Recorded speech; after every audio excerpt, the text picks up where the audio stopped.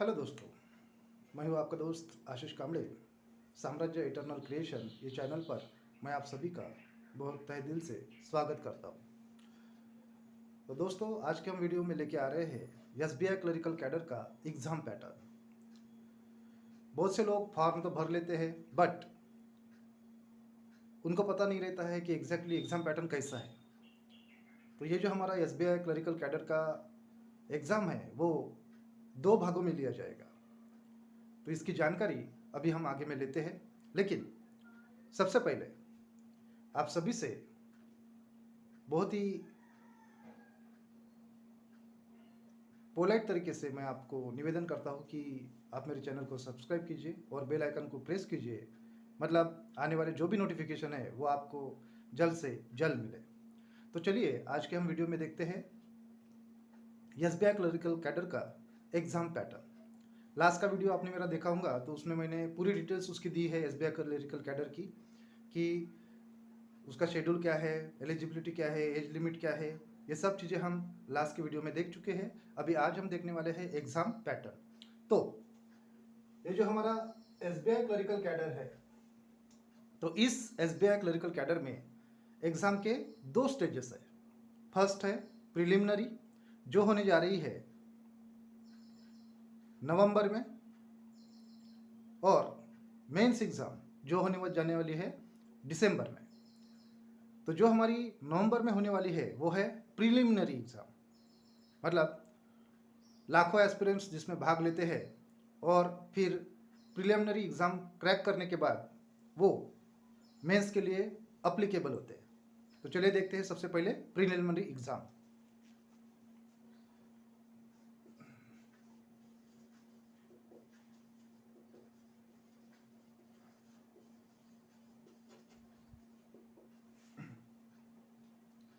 तो ये जो आपकी प्रिलिमिनरी एग्ज़ाम है ये टोटल रहेगी आपकी 100 मार्क्स की।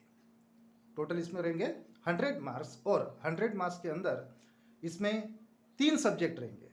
तो 3 सब्जेक्ट जो है वो पहला है इंग्लिश लैंग्वेज,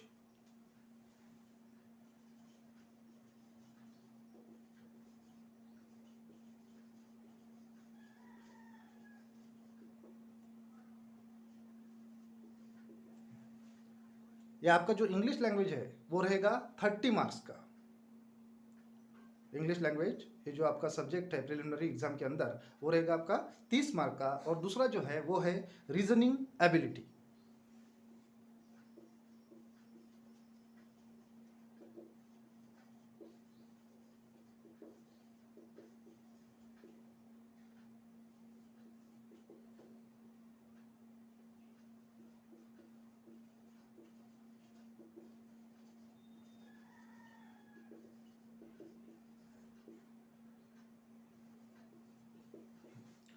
तो पहला है इंग्लिश लैंग्वेज, दूसरा है रीजनिंग एबिलिटी जो रहेगा आपका 35 मार्क्स का, और तीसरा जो है वो है न्यूमेरिकल एबिलिटी, ये भी आपका 35 मार्क्स का रहेगा। मतलब 30, 35, 35, ये टोटल हो गया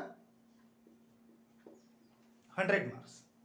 अब इंग्लिश लैंग्वेज के अंतर्गत आपको पूछा जाएगा स्पॉटिंग द इरर्स, एनानाइम्स, सिनोनाइम्स, कुछ ग्रामर का पोर्शन, और भी बहुत सारे कॉम्प्रहेंशन जो है, हो सकता है एक आधा पैसेज वगैरह रहे।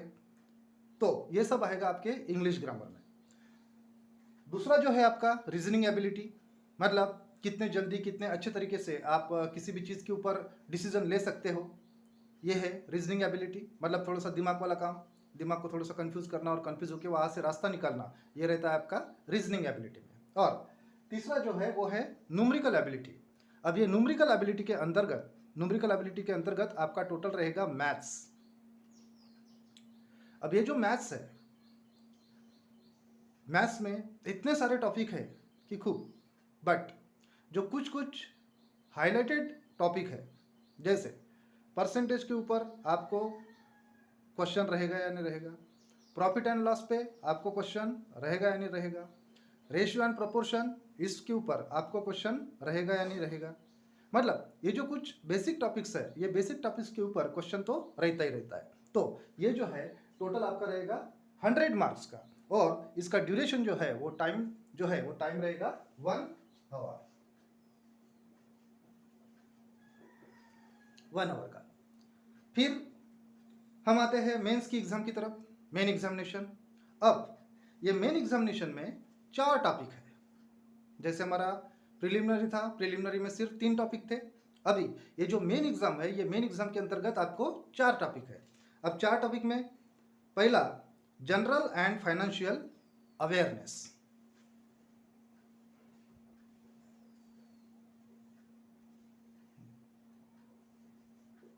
General and financial awareness. Okay, ये जनरल एंड फाइनेंशियल अवेयरनेस ये रहेगा आपका 50 मार्क्स, मतलब इसके अंतर्गत 50 मार्क के क्वेश्चन आपको पूछे जाएंगे। फिर दूसरा जो है, फिर से यहां पर जनरल इंग्लिश,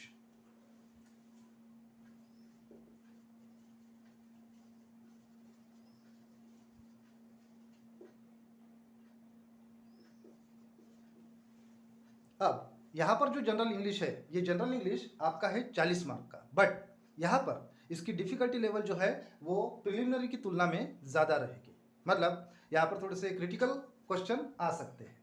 ओके, उसके बाद तीसरा जो है वो है क्वांटिटेटिव एप्टीट्यूड।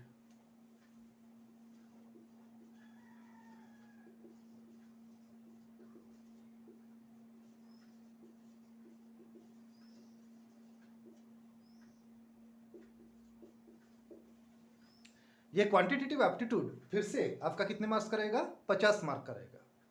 अब ये क्वांटिटेटिव एप्टीट्यूड में हम देखते हैं कि यहाँ पर भी जो मैथ्स का पोर्शन है वो भी थोड़ा सा उसकी डिफिकल्टी लेवल जो है उसकी डिफिकल्टी लेवल थोड़ी सी हाई रहेगी। ओके, और लास्ट वन जो है वो है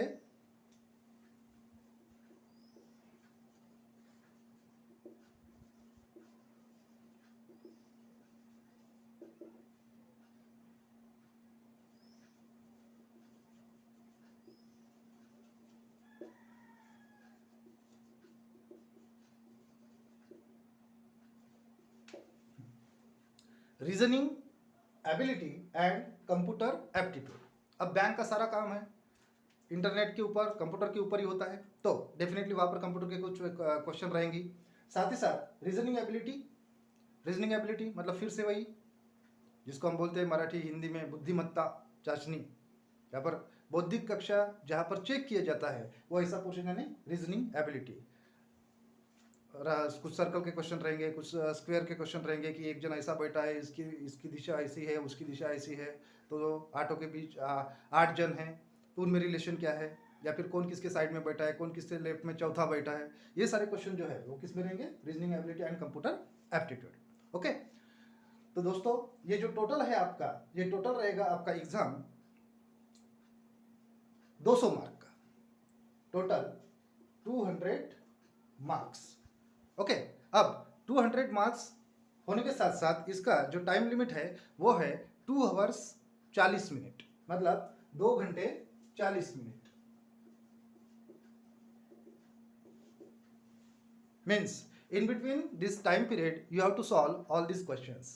ओके, मैं जो एस्पिरेंट्स ये एग्जाम के लिए प्रिपेयर कर रहे हैं, मैं उनको एक ही बात कहना चाहूँगा कि ये जो एग्ज़ाम है ये आपका टर्निंग पॉइंट है। तो कोई भी क्वेश्चन सॉल्व करते वक्त ज़्यादा एक्साइटमेंट होने की ज़रूरत नहीं है कि चलो मेरे को आता है। उसका एक एक पॉइंट, एक एक लेटर, एक एक वर्ड, ये सभी आपको बारीकी से देखना है और बारीकी से देखने के बाद ही उसको सॉल्व करने जाना है। नहीं तो नहीं, हाँ मेरे को आ रहा है मैं फटफट फटफट कर लेता और जाता, वो कैसा एक ही वर्ड डालता लेकिन वो एक ही वर्ड पूरा आंसर चेंज कर देता।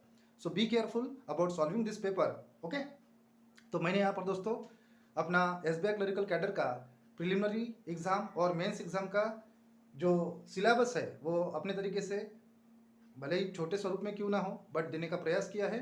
तो आप सभी लोग अच्छे से पढ़ाई कीजिए और अच्छे से पढ़ाई करके अपनी रैंक लाइए और रैंक लाकर अपना भविष्य जो है वो अपना भविष्य ब्राइट बनाइए। चलो फिर से एक बार मैं आपको रिक्वेस्ट करता हूँ कि मेरे चैनल को सब्सक्राइब कीजिए और बेल आइकन को प्रेस कीजिए, मतलब आने वाले जो नोटिफिकेशन है वो आपको मिलते जाएंगे। ओके, चलो थैंक यू वेरी मच।